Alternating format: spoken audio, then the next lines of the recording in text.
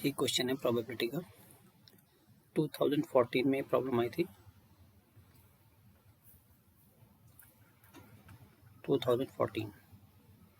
अब इसमें आपका in a college 70% student pass in physics. Physics में जो पास हैं वो 70% है, तो ये हो जाएगा आपका 70।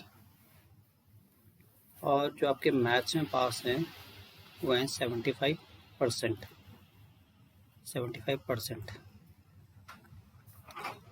अब ये जो फेल है, तो फेल आपके 10% है। तो मैथ्स और फिजिक्स में, मैथ्स और यूनियन जो फिजिक्स है, दोनों में जो पास होंगे वो टोटल हो जाएंगे आपके पास 90%। अब हमारे पास क्या है, इसको लिख सकते हैं हम यहाँ पे। ये आएगा आपके पास 0.7%, 0.75 और 70, और ये हो जाएगा आपका 0.75%, यानी कि आपका हो जाएगा 0.75, और इसको चेंज करके डेसिमल में तो जाएगा 0.9। तो हमारे पास एक फॉर्मूला होता है P M union physics, P M plus P physics minus P maths intersection physics. तो इसमें आपके पास 0.90 और ये 0.75 और ये 0.70, और इंटरसेक्शन यहाँ से फाइंड आउट हो जाएगा आपका। तो इसको यहाँ से अगर मैं कैलकुलेट करूँगा तो P maths union physics intersection physics जो कैलकुलेट करके आएगा मेरे पास, वो आ जाएगा आपका 0.55। तो फर्स्ट पार्ट में हमें क्या निकालना है, फर्स्ट पार्ट पे आपका ये आ गया आपका, ये आपका this is your first part.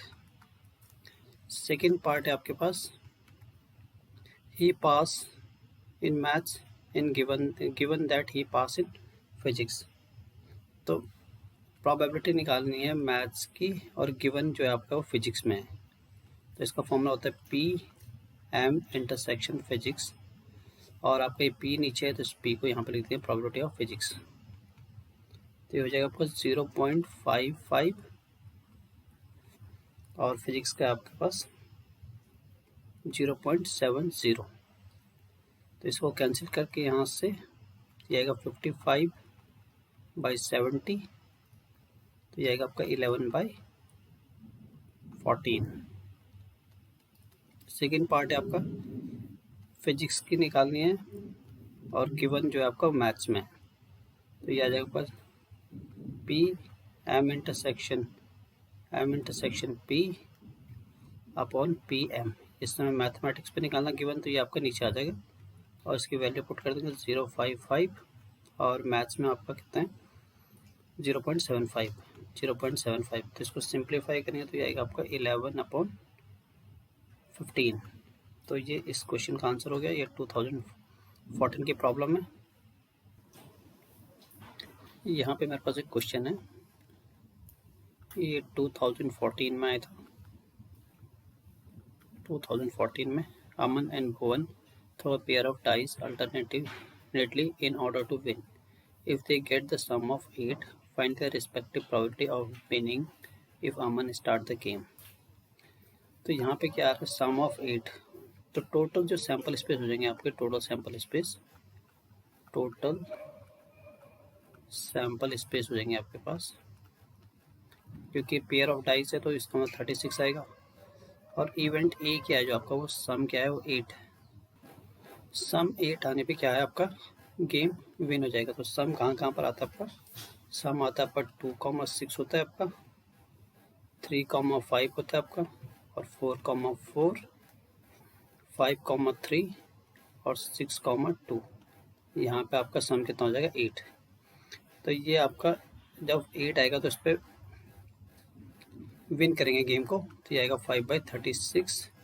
Not winning game, तो आपका ये हो जाएगा आपका 31/36, आएगा 1 - 5/6, और इसको सिंप्लीफाई करोगे तो ये आपका आंसर हो जाएगा 31/36।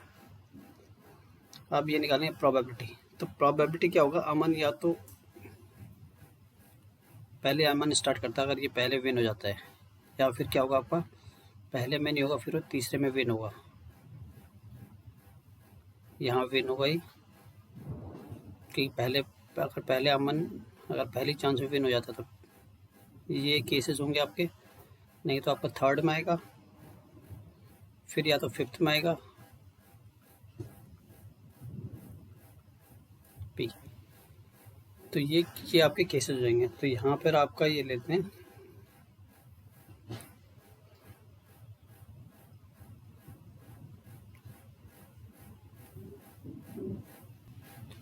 प्रोबेबिलिटी ऑफ क्या है, अमन विनिंग द गेम। तो या तो पहले विन हो जाएगा पहली चांस में, या फिर आपका थर्ड चांस में विन होगा, या फिर फिफ्थ चांस में होगा आपका विन।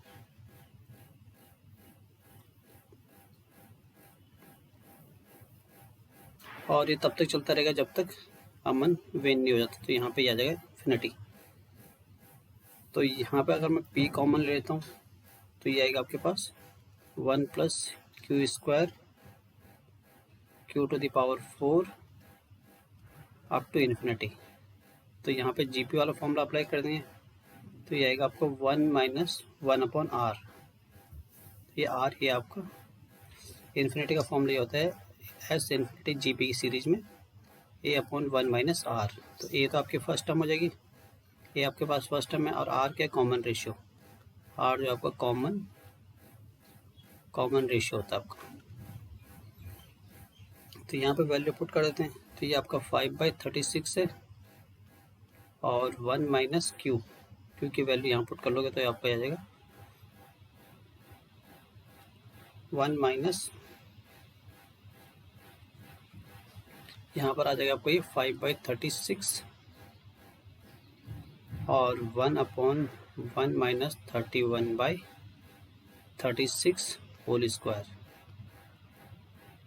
तो इसको सिंप्लीफाई करते हैं 5/36 और ये आएगा 36 × 36 अपॉन 36 × 36 - 31 × 31। तो इसको सिंप्लीफाई करने के बाद आपको ये आंसर आ जाएगा 36/67। Aman winning the game, this is the probability of Aman winning the game.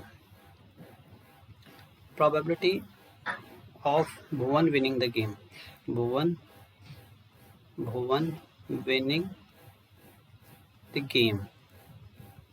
तो ये सिंपली 1 में से माइनस हो जाएगा 36/67। तो इसको सिंप्लीफाई करेंगे तो आएगा 31/67। तो ये भुवन के विन करने की प्रोबेबिलिटी है, और ये जो आपके अमन के विन करने की प्रोबेबिलिटी है। तो यहाँ पे तो मैंने आपको पहले बता दिया ये अमन ने प्ले करा पहले, अगर विन कर जाता तो, नहीं तो फिर अगर नहीं जीतता पहले अमन ने प्ले करा विन नहीं करा, फिर भुवन खेलेगा, भुवन फिर अमन के चांस रहेंगे खेलने के, तो ये आपका अमन के तब विन करेगा। ऐसे सेम होगा, अमन यहाँ पे विन नहीं करेगा, फिर भुवन भी विन नहीं करेगा, फिर अमन भी विन नहीं करेगा, भुवन भी विन नहीं करेगा, फिर अमन विन करेगा। तो ये ऐसे चलता रहेगा आपका इनफाइनाइट टर्म तक। तो इस टाइप से इस क्वेश्चन को सॉल्व करना।